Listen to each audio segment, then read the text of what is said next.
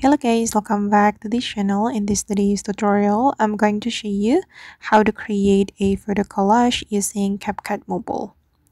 Okay, let's get into it guys. I have opened my Capcut, and first of all, I'm going to go to the photo editor menu, and then I'm going to add background for my photo collage.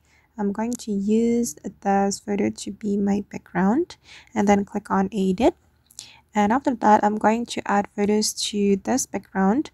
We can go to the add photo option and then choose the photo you want to add.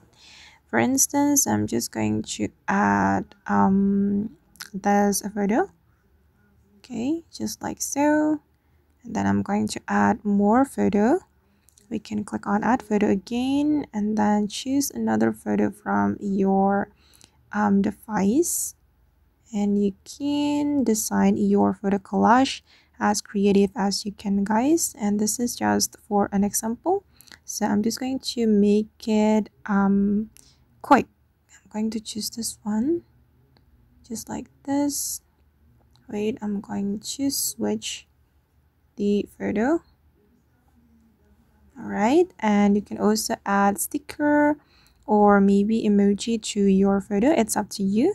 And I'm just going to add sticker to my photo.